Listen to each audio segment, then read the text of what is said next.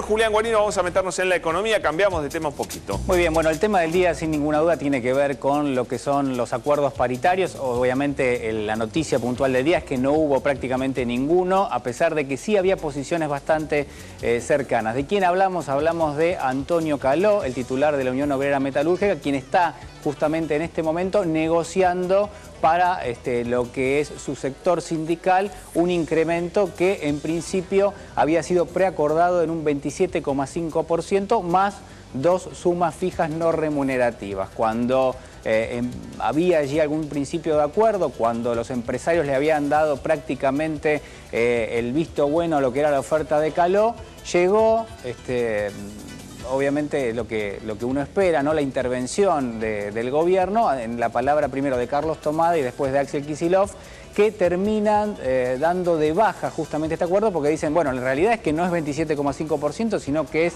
29%. Pablo, a mí me parece importante destacar un dato que es central, que es que estas no son las primeras paritarias, es decir, no son los primeros acuerdos que se están negociando. Hay 3 acuerdos que tuvimos en el mes de abril, que un poco el trabajo oficial es tratar de taparlos. ¿Por qué? Porque son acuerdos que superan el 30% y los repasamos brevemente. El primero...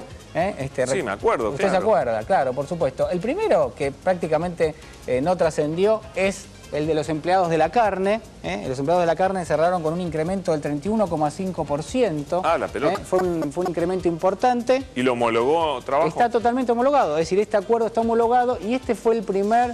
yo diría, puntapié para que haya algún tipo de conflicto entre Axel Kicillof, el ministro de Economía, y el ministro de Trabajo, Carlos Tomada. ¿Por qué? Porque cuando Tomada le dice, acabamos de cerrar y homologar el acuerdo de los empleados de la carne, ¿qué le dice Kicillof? La verdad es que de ninguna manera, claro, nosotros queríamos cerrar mucho más abajo. El otro acuerdo que también se cerró es el de la gente de Luz y Fuerza. Luz y Fuerza, creo yo que por ahora son los principales beneficiados, cerraron con un incremento del 35% a la paritaria. Todo esto fue en abril, parece que fue hace muchísimo tiempo y en rigor no. Y eso se paga con subsidios además. Bueno, sí, en este caso, obviamente las empresas del sector tienen algunas limitaciones, pero el gobierno está subsidiando lo que tiene que ver con la generación de energía. Luz y Fuerza 35%, los empleados de la carne 31,5% y los empleados que están en la industria farmacéutica y de bioquímica un 34% de incremento. Estos son los 3 acuerdos, yo diría, base que hasta ahora se cerraron, se homologaron, están archivados y nadie quiere que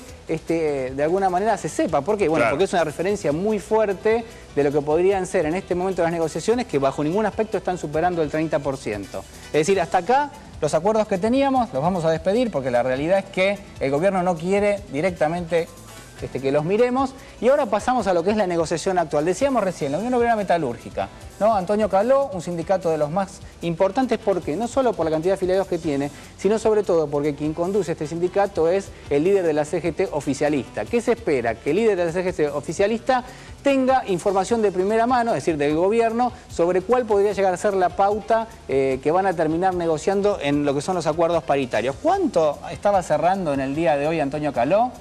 29%. 29% estaba cerrando este señor, Antonio Caló, lo tenemos acá.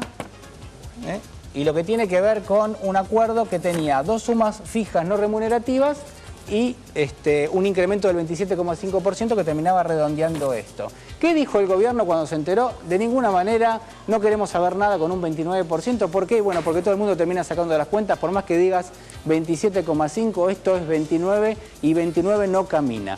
¿Qué pasó con la gente de comercio, ¿no? Del sindicato de empleados de comercio que reúne a más de 1 millón de afiliados? Es muy numeroso, es el más numeroso del país, que lo conduce Armando Cavalieri y en rigor es prácticamente el primer sindicato que en esta segunda etapa tenía acordado directamente lo que era la negociación en un 27% de incremento más 2 sumas fijas no remunerativas y que cuando llega hace algunos días al Ministerio de Trabajo para homologarlo le dicen la verdad que no podés porque el ministro Kicillof dijo que de ninguna manera se puede cerrar en un 27%. Ajá. En el día de hoy tuvimos nuevamente lo que son algunos contactos entre Cavalieri y las cámaras empresarias.